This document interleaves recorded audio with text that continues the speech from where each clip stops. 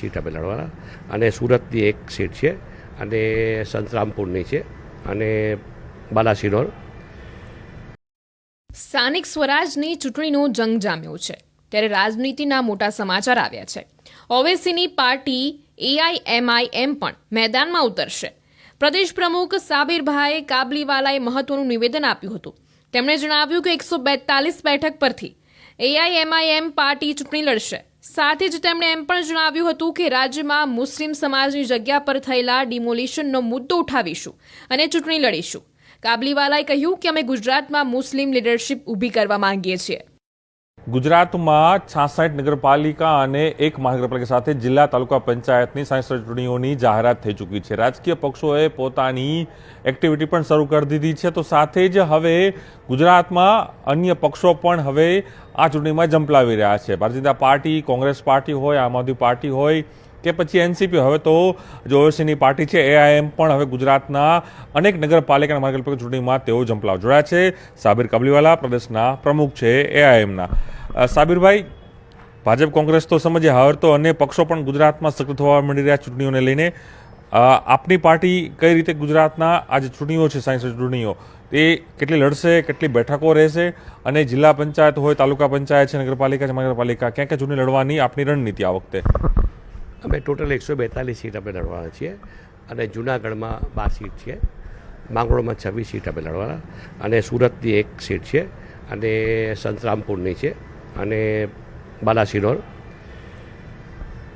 સલાયામાં 28 seat છે, ઉપલેટામાં 13 seat છે અને ધોરાજીમાં 20 સીટ છે અને ટોટલ અમે 142 સીટ અમે લડાવવાના છીએ. આપ ટોટલ 142 છે, પણ કઈ કોમ્યુનિટીના આધારે ટૂંકમાં ગણિત કરવામાં આવ્યું છે કે જનરલ છે? કારણ કે તમે જે કહેતા જૂનાગઢ મહાનગરપાલિકા હોય, માંગરોળ છે, માંગરોળમાં મુસ્લિમ ડોમિનેટ સીટ વધારે છે, લોકો વધારે, તો અહીંયા લડવાની ગણતરી શા માટે? અને બીજા 142 જ કેમ? કારણ કે 66 નગરપાલિકા છે, એક મહાનગરપાલિકા પૂરી છે, જૂનાગઢમાં બધી જ બેઠકો ચૂંટણી લડશે? હા, જૂનાગઢમાં બધી સીટો લડવાના. માંગરોળમાં મુસ્લિમ મેજોરિટી વધારે છે, ઉપલેટામાં વધારે છે, ધોલાજીમાં છે અને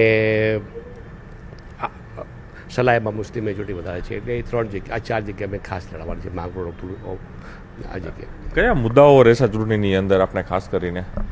મુદ્દાઓ તો શું છે કે આજે જે ડિમોલેશન જે થઈ રહ્યું છે, વન સાઇડ થઈ રહ્યું છે, વધારે મુસ્લિમ વિસ્તારોમાં થઈ રહ્યું છે, એટલે અમે મુસ્લિમ લીડરશિપ ઊભી કરવા માંગીએ છીએ ગુજરાતની અંદર, આખા ગુજરાતની અંદર. અને સૌથી વધારે તકલીફ પડે છે દલિત, મુસ્લિમ અને બક્ષીપંચને. એમનું કોઈ સાંભળવાનું છે જ નહીં. એટલે દલિત, મુસ્લિમ અને બક્ષીપંચના ઉમેદવારો અમે વધારે સિલેક્ટ કરીશું અમે. ખાસ કરીને આપણે ડિમોલેશનની વાત કરી, કારણ કે એ મોટા પ્રમાણે પણ સરકાર એમ કહી રહી છે કે જે ડિમોલેશન થઈ રહ્યું છે ગેરકાયદેસર છે, ક્યાં ક્યાં પ્રવૃત્તિ બરાબર નથી થઈ રહી, ત્યાં ડ્રગ્સ હોય કે બીજા અન્ય પણ વસ્તુની હેરાફેરી થતી હતી, એને ધ્યાને લઈને સરકાર દ્વારા આ બધા ડિમોલેશન, દ્વારકા હોય કે ગીર સોમનાથ હોય, એ બધા ડિમોલેશન થઈ રહ્યા છે. એટલે આપ ડિમોલેશનનો વિરોધ કરી રહ્યા છો કે ટાર્ગેટ કરવામાં આપને આવી રહ્યા છે? ક્યાં ડિમોલેશન થઈ રહ્યું છે? નહીં, આમાં એક મુસ્લિમ કોમ્યુનિટી ટાર્ગેટ કરવામાં આવી રહ્યું છે. અને તમે ડ્રગ્સની વાત કરી, એ વાત તો એકદમ સાઇડમાં છે. બાકી આજે 200-300 વર્ષ જે જૂની ઇમારતો છે એ તોડી નાખવામાં આવી છે અને શોર્ટ ટાઈમમાં એમને નોટિસ આપવામાં આવે છે અને 1 વીક પહેલાં નોટિસ આપવામાં આવે છે, બીજા વીકમાં તોડી નાખવામાં આવે છે. હવે એમને પેપર ભેગા કરવાની બી એમને ટાઈમ નથી આપતા એ લોકો, અને બધી તોડી નાખવામાં આવે છે. કેમ કે હવે મુસ્લિમમાં લીડરશિપ બહુ ઓછી છે, તો અમે મુસ્લિમની અંદર લીડરશિપ ઊભી કરવા માંગીએ છીએ. અને જ્યાં તકલીફ પડે છે ત્યાં અમારે ગુજરાતની અંદર અમારું સંગઠન આખું તૈયાર થઈ રહ્યું છે અને જ્યાં બી તકલીફ પડે છે ત્યાં અમારી ટીમ જાય છે. અમારી એમાંય અમે બેરિસ્ટર ઓવૈસી સાહેબની જે આ પાર્ટી આવી આજે 4 વર્ષ થઈ ગયા.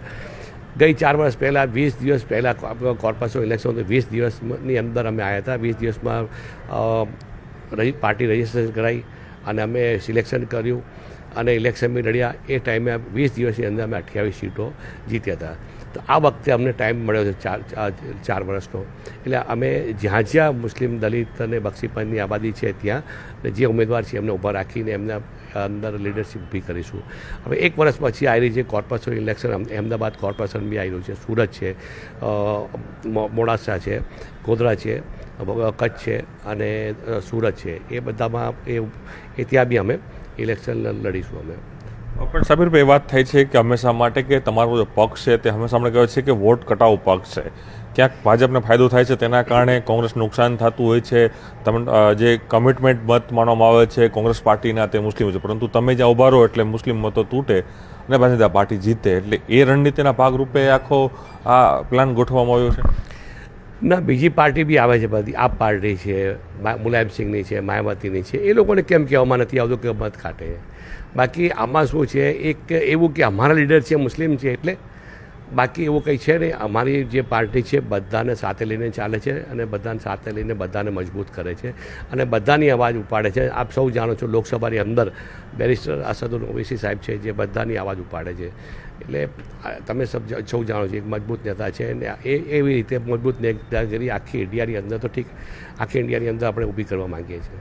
ચોક્કસ આ હતા સાબિર કબલીવાલા માની રહ્યા છે કે ગુજરાતમાં જે સ્થાનિક ચૂંટણીઓ આવી રહી છે તે સ્થાનિક ચૂંટણીઓની અંદર અસદુદ્દીન ઓવૈસીની જે એઆઈએમઆઈ પાર્ટી છે 142 બેઠકો, તેની અંદર જૂનાગઢ મહાનગરપાલિકા અને અન્ય જે મુસ્લિમ ડોમિનેટેડ દલિત ડોમિનેટેડ જે બેઠકો છે તેવી 142 બેઠકો ઉપર પોતાના પક્ષના ઉમેદવાર તરીકે તેઓ અહીં ઊભા રાખશે. એટલે ચોક્કસ એ માની શકાય કે ચૂંટણી રસપ્રદ બનશે. ભારતીય જનતા પાર્ટી, કોંગ્રેસ, આમ આદમી પાર્ટી, એનસીપી અને અસદુદ્દીન ઓવૈસીની એઆઈએમઆઈ પાર્ટી પણ હવે આ મેદાનમાં ઉતરી રહી છે.